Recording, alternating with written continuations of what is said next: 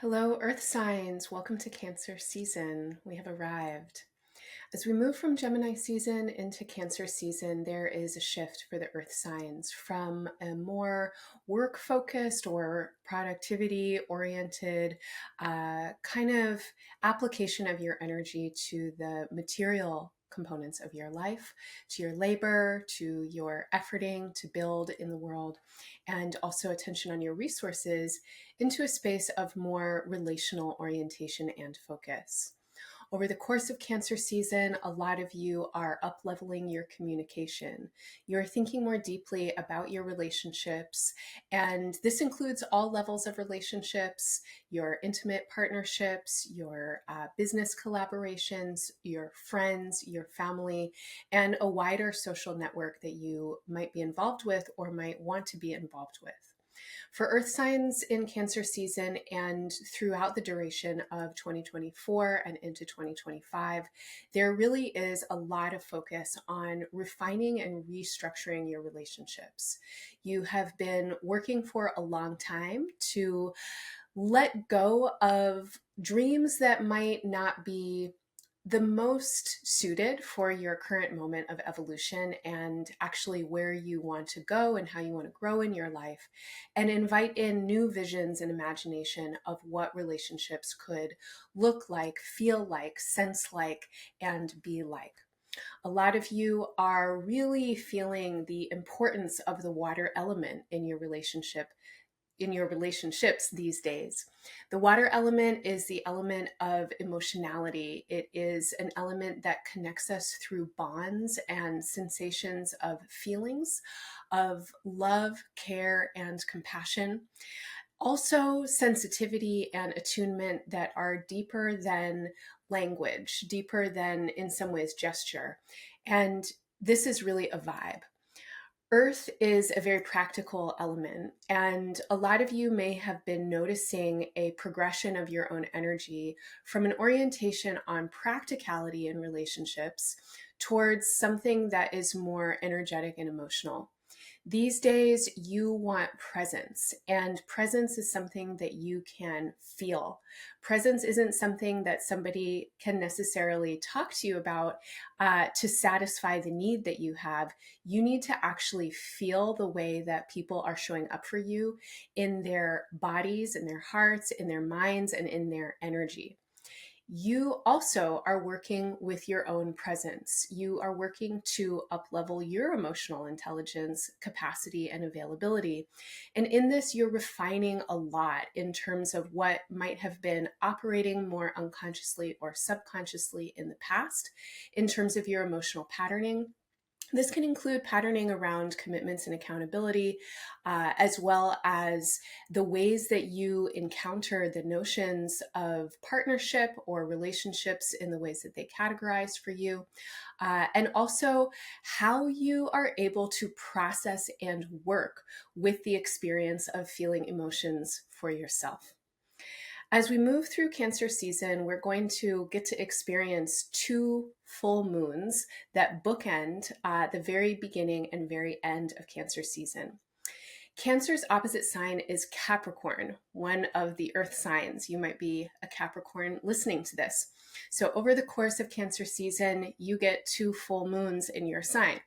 Now, this is definitely special. This is not a regular occurrence, but having extra emphasis and the polarity axis activated in the water and earth elements as represented by Cancer and Capricorn give an additional oomph and emphasis to this need for earth element beings to really open to and incorporate the teachings of water. Over the course of Cancer season, these full moons are bringing important lessons about power and the use of force. I really want to encourage all of you earth element babes out there to check in with your own exerting, asserting, and aggressive energies. This is certainly a time for you to work conscientiously and with sensitivity around your own impact. This is a time to definitely go for what you want. A lot of you are pretty busy right now in the realms of manifesting and exploring new creative outlets and ways that you want to express yourself. But I also want to encourage you to not force anything. This is a time to really notice what doors open naturally on their own and where you feel energetic alignment and opportunity inviting you in, especially when it comes to your relationships. This is not a time to try and convince or coerce anybody, definitely including yourself. If you find that you're trying to talk yourself into something or talk somebody else into something, or you have a kind of feeling of energetic attachment that has a little bit of force in it, feels like hard to just kind of relax and go with the flow, then this is actually a sign that you need to take some time to tend to yourself.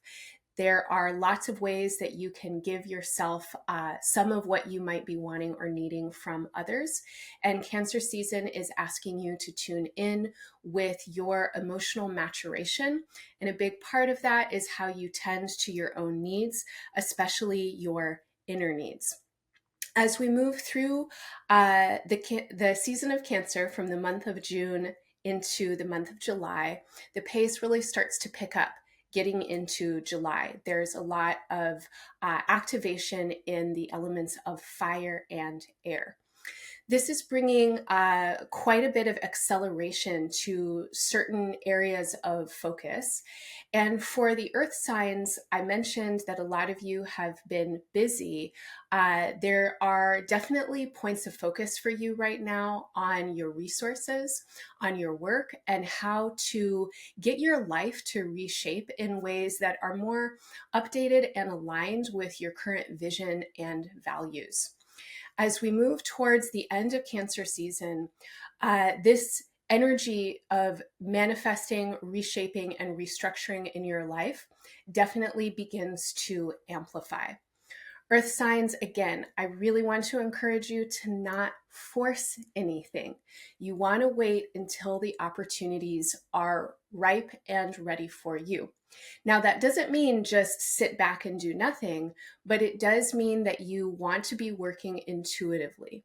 Really take time, pace yourself, make sure that the choices that you are making, especially when they come to longer term commitments of how you might be using your time, energy, and resources, are truly aligned with these new directions, values, and priorities that have been emerging for you. It's very easy for all of us to do the same thing over and over. Our habits run deep, and patterning can be very subtle, especially if you're trying to change patterning that has been in place for quite a while. And the earth element definitely is an elemental frequency that can hold on to things for a little while, where patterns can get developed pretty easily and stick around for a long time. So this is why it's important to take your time to work with emotional curiosity around how you're feeling in certain circumstances and situations. Give yourself at least a couple of days, if not a couple of weeks, to meditate and process and think about what the right next steps might be for you. At the end of Cancer season, it might feel hard to take this time because there's a lot of energy moving quickly, especially when it comes to these more practical, material, in some ways work-oriented or manifesting-oriented areas of your life. This is definitely a time to get curious about lots of new ideas that might be flowing in. There are many opportunities opening for you. Not all of them are the right ones for you, so give them some time, feel them out. But when you feel aligned, earth signs, this is a great season for you to start to make some moves. I want to encourage you to not get stressed out. Sometimes the earth element can get pretty overwhelmed when there are a lot of ideas flowing around or when there's a lot of options on the table. Your best friend, if that's how you might be feeling, are lists. Make your lists, categorizing what's most important right up at the top. Get the things that feel the hardest and the most important to do done first, and then attend to those smaller tasks as you have time. Over the course of Cancer season, Embodied Astrology is offering a lot. All throughout the year, every single month, we have a number of different drop-in spaces, workshops, and classes where we are working to build bridges between astrology and other areas and applications in our lives. We're really interested in embodying astrology. This means not making formulas about what it means and not making assumptions that it's going to mean the same things for everybody at all times. We practice emergent astrology and collaborative astrology and astrology in creative synthesis and application. Throughout Cancer season, we have a couple of offerings I think you might be interested in, especially the full moon offerings with Janata Petrus happening on June 23rd and July 21st. That last one on July 21st is the day of the full moon. The 23rd of June is just a couple of days after the full moon. Janata is an award-winning playwright and author. She is an activist and an abolitionist. She is a really incredible and brilliant facilitator. And her offerings around the full moon are called Artistic Alchemy. These are drop-in spaces. They happen online where you can gather with other creative spirits to explore how the full moon polarity and axis might activate your chart and your creative offerings and gifts. These are great places to bring your projects. If you have creative projects that you're working on, your artistry, your life projects are all welcome here. These are also great spaces to think about creative methods for surviving and thriving in times full of unpredictability and beauty. There's a lot at risk, there's a lot of unknown, but there's also so many ways that we can connect with each other and with our spirits and our creative energies to really bring vitality and nourishment into our lives and relationships and communities. On June 29th, we have a new series starting with Sherry Taylor that's working with Saturn and Pisces. So especially for the Capricorns out there or any other Earth beings who are interested in working with Saturn, this is an amazing opportunity to get deeper into the mythology and also to work with devotional practice and planetary allyship. Saturn is considered to be the governing planet or ruler of the sign Capricorn. And for any earth signs, Saturn is a really important energy because it deals with the earth, with incarnation, materiality, and with the challenges of being here in a body. These challenges include all kinds of things, including gravity and time, as well as the obstacles that we might uniquely face in our lives and circumstances. If you read about mythology of Saturn, you'll often come across descriptions of dried up old men, patriarchal kind of figures who just put barriers in front of all of your opportunities and rain on your parade. For sure, sometimes Saturn's energy can be like that, but Saturn in its mythic origins actually connects much more deeply to gender expansive and deeply feminine archetypes with the bone mother, the grandmothers of time, etc. And Sherry is working to recover, remember, and reclaim some of these mythic archetypes and help us to work really intelligently and brilliantly with the energies of Saturn in our charts and in our lives. These spaces are opportunities to really be with what is right now. And that includes grief, that includes unknown, that includes moving through times when there aren't really a lot of known outcomes that we can rely on, but we have to really cultivate and develop inner fortitude and deep relationship with spirit in the ways that we might understand spirit or creation as it moves through our lives, our bodies, and the earth. Gabs 404 is one of our facilitators who is really doing some interesting work in the synthesis of astrology in application to photography. Gabs is a photographer and a documentarian. Their work in large part looks at visual culture and world making through imagery and visual storytelling.